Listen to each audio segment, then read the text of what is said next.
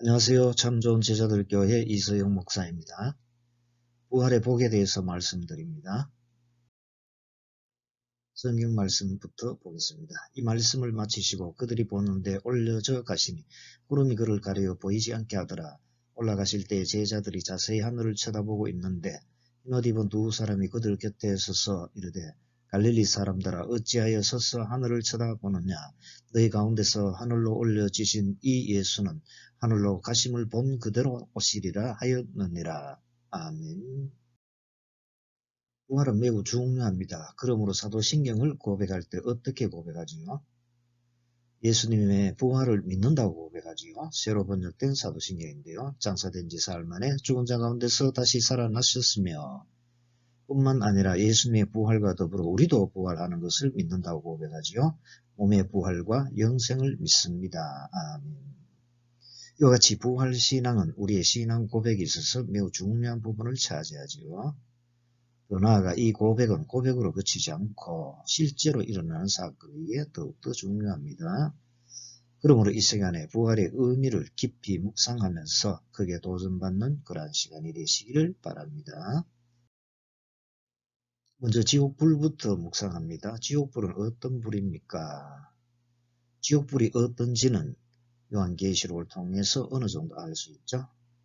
지옥불은 불과 유황으로 타는 불못인데요. 거기에다가 이 지옥불은 영원히 꺼지지 않는 심히 무서운 불못이죠. 이러므로 사람이 도저히 살 곳이 못 됩니다. 우리는 살고 있는 집이 불편함이 있어 합니다. 그런데 지옥불은 다르죠. 지옥불에 살기 싫다고 살 수 없습니다. 무조건 그곳에서 영원히 살아야 하는 겁니다. 그런데 무슨 이유 때문에 지옥불에 들어가게 됩니까? 죄인이기 때문이죠. 죄가 있는 사람은 한 사람도 빠짐없이 지옥불에 들어가야 합니다. 여행할 때 떠나기 싫으면 열차를 타지 않으면 되지요. 그러나 지옥은 가기 싫다고 해서 가지 않을 수 없습니다. 이 세상의 모든 사람이 지옥에 갈 수밖에 없는데요. 그래서 저나 여러분도 태어나면서부터 무조건 이 지옥에 가서 지옥불에 들어갈 수밖에 없는 것입니다. 우리는 이 지옥불을 피할 수도 벗어날 수도 없는 거죠. 이렇게 우리는 영원히 멸망당할 수밖에 없는 죄인입니다. 이 사실을 깊이 깨달아야 합니다. 나는 나름대로 정직하게 선하게 살아왔는데 무슨 큰 죄가 있다고 하십니까? 아니죠.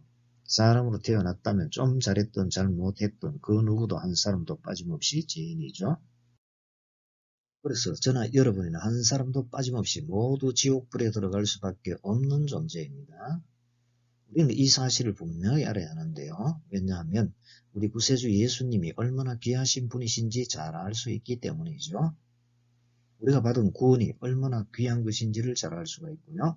나를 얼마나 특별하게 여기시는지, 나를 얼마나 사랑하시는지를 더 잘 알 수 있기 때문입니다.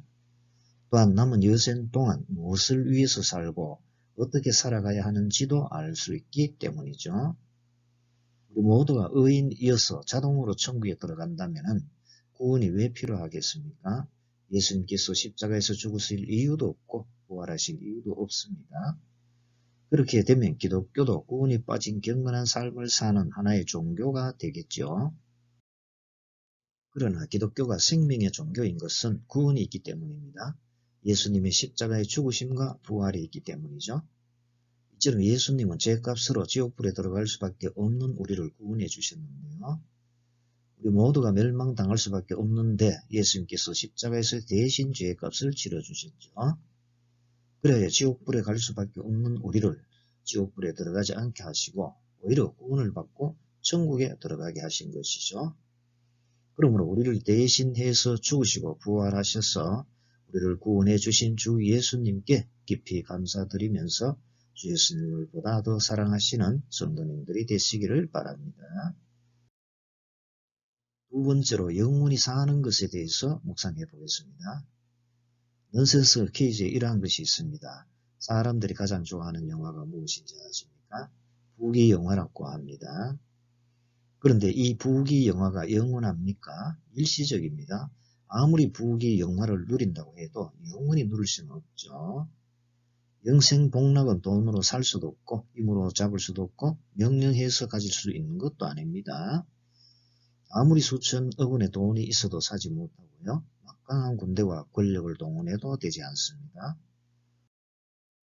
사람을 언젠가는 죽는데요. 다시 살아난 나사로가 지금 또 살아있다면 어떻게 하겠습니까? 온 세계를 다니면서 감정 집회하러 다닐 것입니다. 그러나 사람은 반드시 죽을 수밖에 없습니다. 여기서 주의 깊게 묵상해야 할 부분이 있는데요. 사람은 모두 죽는다는 거죠. 그러나 모든 사람이 다시 살아나서 영원히 산다는 겁니다. 어떤 분은 이런 질문을 할 수도 있겠죠. 목사님, 도대체 무슨 말씀을 하시는 겁니까? 성도만 부활하지 않습니까? 성도만 부활해서 영원히 살지 않습니까? 그렇지 않죠. 이 세상에 살다간 모든 사람들이 그렇게도 영원히 살고 싶어 했지요. 지금 이 지구상에 살고 있는 사람도 누구나 영원히 살고 싶어 합니다. 그런데 그 소원대로 모든 사람은 한 사람도 빠짐없이 부활해서 영원히 살게 됩니다. 소원을 품지 않아도 누구나 저절로 다 영원히 살게 되는 거죠. 사람으로 태어났으면 반드시 죽고 또한 반드시 다시 살아나서 영원히 살게 됩니다. 그렇게도 영원히 살고 싶었는데 죽어도 죽지 않고 영원히 살게 되니 이 얼마나 좋습니까? 그런데 여기서 큰 일이 발생합니다. 사람이라면 반드시 모두가 죽지 않고 다시 부활하게 되는데요. 부활해서 영원히 삽니다. 그런데 부활한 이유가 큰일이죠. 무조건 영원히 산다고 좋은 것이 아니라는 말입니다. 어떤 부활을 해서 어느 곳에서 사느냐가 중요합니다. 부활에는 두 가지 종류의 부활이 있기 때문이죠. 그래서 무조건 부활만 하면 좋은 것이 아니라는 겁니다. 요한복음 5장 29절을 보면 선한 일을 행한 자는 생명의 부활로 악한 일을 행한 자는 심판의 부활로 나오리라고 했습니다. 이러한 것을 사도행전 24장에서는 이렇게 나타냅니다. 대제사장 아나니아가 어떤 장로들과 변호사들과 함께 벨릭스 총독 앞에서 바울을 고발했습니다. 사도 바울이 그때 이와 같이 변론했습니다. 그들이 기다리는 바 하나님께 향한 소망을 나도 가졌으니 곧 의인과 악인의 부활이 있으리라 함이니이다. 벨릭스 총독은 이 도에 관한 것을 더 자세히 알고 있었고요. 그래서 백부장에게 명령해서 바울을 지키되 자유를 주고 그의 친구들이 돌봐주는 것을 금하지 말도록 조치해 주었습니다. 이처럼 여기에서는 의인과 악인의 부활이 있다고 하였죠. 정리하면 부활에는 두 가지 종류의 부활이 있다는 겁니다. 생명의 부활과 심판의 부활이 있습니다. 다르게 말하면 의인의 부활과 악인의 부활이 있다라는 거죠. 일반적으로 우리가 부활이라고 말하는 것은 성도에게 해당되는 생명의 부활과 의인의 부활을 말합니다. 그렇게 생각하는 것이 맞지요. 그런데 부활에는 심판의 부활과 악인의 부활도 있다는 것을 기억하셔야 합니다. 예수님을 믿고 부활하는 것과 예수님을 믿지 않고 부활하는 것의 차이를 아셔야 합니다. 그러므로 무조건 영원히 산다고 좋은 것이 아니지요. 죽지 않고 다시 살아나서 영원히 살게 된다는 그 사실 자체만으로는 만족할 수 없는 것입니다. 어느 곳에서 영원히 사느냐가 중요하기 때문이죠. 부활해서 영벌을 받아 지옥행으로 가는 사람이 있는가 하면 부활해서 영생을 받아 천국행으로 가는 사람이 있기 때문이죠. 사람은 반드시 두 가지 가운데 한 곳으로 갈 수밖에 없습니다. 한 사람은 지옥에 가서 지옥 불못에 들어가고 다른 한 사람은 정반대인 천국에 가서 영생 복락을 누리게 됩니다. 여러분은 어느 곳에 가시기를 원하십니까? 우리 모두가 천국에 가서 영원히 영생 복락을 누릴 수 있기를 바랍니다. 이처럼 예수님을 믿지 않고 부활하면 정말 심각해지는데요. 부활해서 영원한 생명을 가지긴 가졌지만 큰일이죠. 생명이 있어도 죽은 목숨과 다름이 없기 때문이죠. 그래서 요한계시록 20장 14절에서는 이것을 둘째 사망이라고 말합니다. 첫 번째 사망은 이 땅에서의 자연상태의 죽음을 말하고요. 두 번째 사망은 부활한 이후에 지옥 불못에 던져지는 것을 말합니다. 이처럼 사람 안에 생명의 부활이 없으면 그것으로 끝나버리죠. 마치 농사가 끝나면 쓸쓸히 밭을 뒤물러 다니다가 그냥 썩고 마는 허수아비와 같은 거죠. 예수님이 없는 인생은 그렇게 끝이 나죠. 소망이 없습니다. 새토록 밤낮 괴롭기에 산 것 같으나 마치 죽은 것과 같지요. 그래서 살아도 산 목숨이 아니기 때문에 죽은 목숨으로 본 것입니다. 이들이 그렇게 된 것은 모두 죄인이기 때문입니다. 이들은 모두가 예수님을 거부하고 예수님을 믿지 않고 예수님을 의지하는 사람들입니다. 그들에게 있어서는 죽음의 부활이 기다리고 있었죠. 그들 앞에는 영원히 소망이 없는 지옥이 기다리고 있었습니다. 지옥은 그야말로 아무런 희망이 없는 곳입니다. 힘들어도 희망이 있으면 살아갈 수 있는데요. 그러나 지옥은 희망이 없고 괴롭기만 하니 살 곳이 못 되지요. 그래서 살긴 살아도 죽은 목숨이라고 한 거죠. 그렇다면 우리는 어떠해야 합니까? 우리는 어떻게 해서 생명의 부활을 얻어서 영원히 천국에서 살게 되었습니까? 우리가 저들보다 더 우월하기 때문입니까? 우리가 생명의 부활이란 부활의 복을 받게 된 이유는 무엇입니까? 예수님께서 주신 생명이 있기 때문이죠. 우리 스스로 생명을 만들어낸 것이 아닙니다. 예수님께서 요한복음 10장 28절에 말씀하셨죠. 내가 그들에게 영생을 주노니 영원히 멸망하지 아니할 것이요 또 그들을 내 손에서 빼앗을 자가 없느니라. 우리 자신 안에 만들어진 생명이 아니라 예수님께서 영생을 주셨기에 지옥불에서 멸망당하지 않고 천국에서 영원히 살게 된 것입니다. 우리의 그 어떤 선함이나 공로가 아니지요. 예수님의 공로로 의인으로 인정받게 된 거죠. 그래서 우리는 의인의 부활을 맞이하게 되었고 생명의 부활을 받게 된 거죠. 계란을 보면 우정란과 유정란이 있는데요. 수정이 되지 않은 우정란은 품어도 병아리가 나오지 않습니다. 그러나 수정된 유정란은 품으면 병아리가 나오죠. 유정란에는 생명의 씨가 들어있기 때문이죠. 성도의 부활도 이와 같습니다. 예수님을 믿는 성도 안에는 생명이 되시는 살아계시는 예수님의 영이 계심으로 똑같은 몸으로 보여도 그 안에는 생명이 있어서 생명의 부활을 하게 되죠. 이처럼 예수님의 영이 안에 계시는 사람은 생명의 부활을 하고요. 예수 그리스도를 믿고 성령으로 거듭난 성도들은 부활을 하는데 영원하게 부활을 하게 됩니다. 이 신령한 부활체를 가지고 영원한 천국에서 영원히 서로 살아가면서 영원히 기쁘게 행복하게 살아가는 거죠. 이것이 부활의 복입니다. 꼭 눈으로 볼 때 무언가 잘 떼어야 복을 받은 것이 아니죠. 이 부활 영생의 복은 더 큰 복이죠. 시편 133편 3절이 말해줍니다. 얼마나 이슬이 시온의 산들에 내린 것 같도다. 거기서 여호와께 복을 명령하셨나니 곧 영생이로다. 예수님께서 우리에게 왜 찾아오셨습니까? 이 땅에 오셔서 바보스럽기까지 당하기만 하셨습니까? 제대로 큰 소리 치지도 않으셨단 말입니까? 그것은 우리 죄를 청산하시고 우리에게 영생을 주시기 위해서죠. 죽음을 이기시고 생명을 주시기 위한 것이죠. 그 생명의 부활을 주시기 위해 우리 대신 고난을 받으시고 십자가에서 피 흘려 죽으시고 부활 승천하신 것입니다. 그리 하셔서 예수님 믿는 우리를 다시 살려주시고 새하늘과 새 땅에서 영원히 살게 해주신 거죠. 부활과 생명이신 예수님께서 성도들에게 생명을 주셔서 지옥 불못이 아니라 미래의 동산보다 더 좋은 천국에서 영원히 살게 해주신 겁니다. 그러므로 부활이 우리에게 있어서 얼마나 큰 복인가를 잘 알 수가 있죠.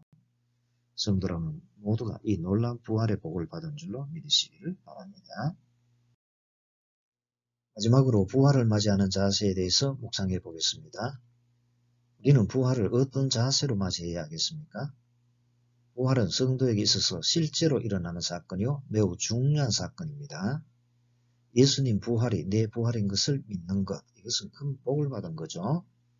이러므로 부활의 복을 받은 자로서 도전을 받아야 할 것이 있습니다. 예수님께서 부활 승천하실 때 제자들은 자세히 하늘만 쳐다보고 있었습니다. 그때 흰옷을 입은 두 천사가 그들 곁에 서서 한 말입니다. 오늘 본문 가운데 사도행전 1장 11절입니다. 이르되 갈릴리 사람들아 어찌하여 서서 하늘을 쳐다보느냐. 너희 가운데서 하늘로 올려지신 이 예수는 하늘로 가심을 본 그대로 오시리라. 이 말씀은 부활 승천하신 예수님만 바라볼 것이 아니라 다시 오시는 예수님도 바라보면서 사는 것을 말하죠.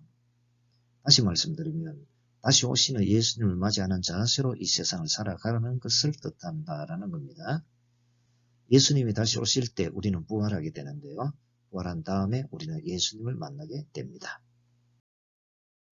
그러하신 예수님을 맞이하는 자세로 이 세상을 살아가는 존재가 바로 성도인데요. 우리가 죽으면 모든 것이 끝이 나는 것이 아닙니다. 오히려 더 오랜 시간의 삶이 기다리고 있죠. 진시 황제와 같은 많은 사람들이 얼마나 불로장생하고 싶어 했습니까? 아니 우리도 얼마나 영원히 살고 싶어 합니까? 이렇게 우리 모두가 그토록 원했던 영원한 시간이 우리 앞에 기다리고 있습니다. 이 얼마나 좋습니까? 우리는 이 세상에 영원히 머물 수 있는 그런 존재가 아니죠. 우리는 이 세상의 나그네와 그림자로 사는 인생입니다. 우리는 천국에서 영원히 사는 하늘에 속한 성도이기 때문이죠. 그래서 우리는 잠시 그치는 이 세상을 끝까지 붙잡고 살지 않고 부활한 다음에 영원히 살 천국을 바라보면서 살아가고 있는 겁니다. 그래서 이 땅에만 모든 것을 쌓으려 하지 않고 하늘의 것을 귀하게 여기고 하늘의 귀한 보물을 쌓으면서 살아가고 있고요. 그래서 잃어버린 영혼에 대한 사랑과 관심을 가지고 이런 영혼을 찾는 데 열정을 쏟고 있습니다. 또한 기도드리고 선교 헌금도 드리고요. 예수님의 십자가와 부활도 전하고요. 선교를 통해서 봉사도 하고 있습니다. 이웃과 이웃 교회에 나눠주고 베풀어 주기도 하고요. 최선을 다해 자원하여 섬기고 봉사하기도 합니다. 이 모든 것이 부활을 맞이하는 자세로 살아가고 있는 것이죠. 우리가 행한 것이 어떻게 된다고 했습니까? 이웃에게 베푼 것, 기도한 것, 전도한 것, 봉사한 것 등이 어떻게 된다고 했죠? 우리의 수고와 땀과 헌신한 그 모든 것이 물거품이 되지 않고 하나하나 그대로 생생하게 살아있습니다. 이 수고는 하나도 사라지지 않습니다. 우리가 물건을 살 때마다 마일리지가 차곡차곡 적립되는 것처럼 우리 각자의 하늘 창고에도 천국 마일리지가 하나씩 쌓이고 있습니다. 지금 예배드리고 있는 이 순간에도 쌓이고 있는 줄을 믿으시기 바랍니다. 그래서 우리가 부활한 다음에 천국에 가보면 수북이 쌓인 마일리지를 보게 될 것입니다. 예수님은 그러한 것을 우리 품에 가득 안겨주실 것입니다. 그래야 다시 살아나서 영원히 사는 부활의 복을 받을 뿐만 아니라 부활한 이후에 영원히 사는 삶 가운데서도 풍성하게 누리는 복도 받게 될 것입니다.